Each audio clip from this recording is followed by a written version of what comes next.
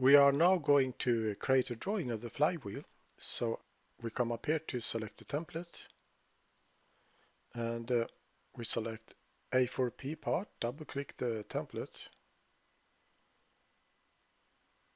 and here we go to browse and select the flywheel. We double click the flywheel, and here we will rotate the flywheel so that we see the reinforcement for the shaft on this side. So this will be the front view, and we will use auto scale, and then we click OK. And the view is rather large, so I will press the down arrow here and place the view here. So I will select the view, and if we go to the properties, we see that we have the scale 2:1, but here in the title block 4:1.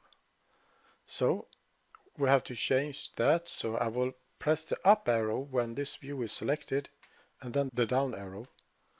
So now it is changed to 2:1. And then we will add some center marks. I will come up here to select center mark and click on this edge of the flywheel, and then I will press escape to exit that command, and we will also add center marks on every hole. And to do that, we come over to annotation tab, and here we have circular hole pattern. So I will click this command, and if we come down here at the very bottom on the left hand side, it says pick 3 or more non-concentric circles and click OK. Well, I will select all six holes like so, and then I come up here to click OK, and now we have center marks on every hole. Then we will create a section view. So I select this view and come over to actions. Here we have aligned section view, but you find this aligned section view here under view tab as well. So I will click here. To create aligned section view, you have to draw the section lines. So therefore we come to the sketch tab, and I will select 2-point line in this case, and we will draw a line here. But we see that it will snap to circles, surfaces on this view. But if you come over to the properties, you can change snap curves to, now it says any, but will you change it to view elements, and view elements is the lines and the circles only. So here I will click here in the center, drag it along this center line here, and I will click here, and I will do it again, click here in the center and drag it along this center line because it snaps to the center line. I will click here, and then I press escape to exit the 2-point line command. So I select this line and I will extend it. There are several ways to extend a line. You can grab this endpoint, and as long as I drag it along this center line, it will snap to that center line. But if I come out here, there is nothing to snap to. So in this case I will drop it there. You can also grab this handle, drag it in the same direction as the arrow. So that's the second way of doing it. But in our case, we will double click this value and type 33 and hit enter to extend the line. Then I will select this line, and I make sure that I have the arrowhead on this side. I make sure that I will select the line on this side of the midpoint of the line, so that the arrowhead is here. So now I can double click this value and type 33 and extend the line in this direction. So now we have drawn the section line. Then we come over here to properties and we click this button, view alignment. So I will double click this line, or you could also double click this line if you want to, but I will choose this one. Double click, and now we see the section line. And we see also that the arrows is pointing upward, and they should, but you can change the direction of these arrows by clicking this button, but we will have it this way. And then I click OK, and we've got the section view, and the section view is now going in the same direction as this line, so I can't move it horizontally, just in this direction. So I will place it here, and the view will look like this. So we have to rotate this view. So we select it and right click, and we come here to View Rotate. Then we come over to the properties, and we will rotate the view by selecting this option, Rotate to Horizontal by Edge.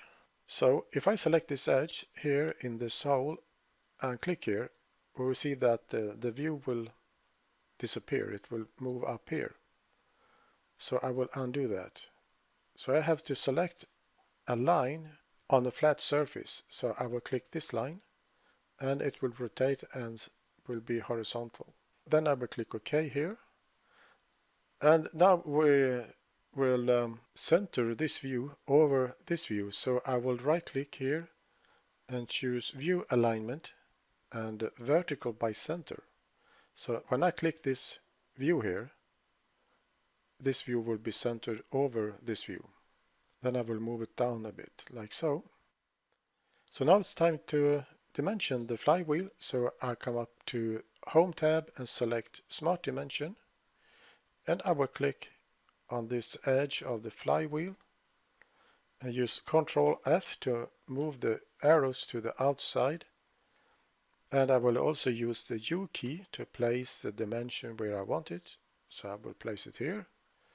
Then I will also dimension this center line and choose Ctrl F to move the arrow to the outside, and the U key to place this dimension here. And I will also dimension this hole.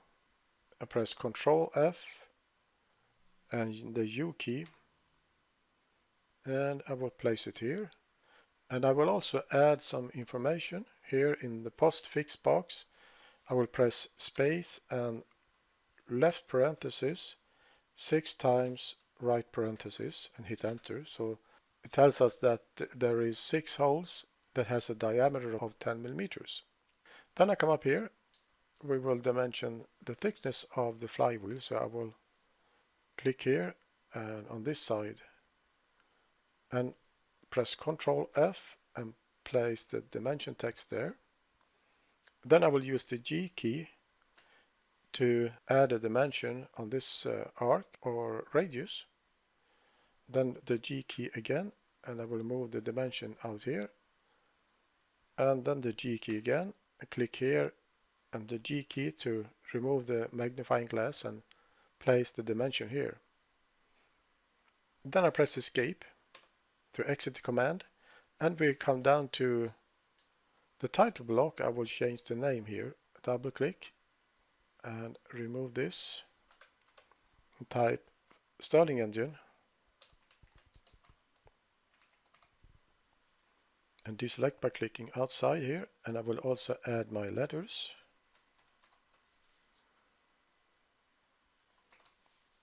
And you can also add the material if you want to.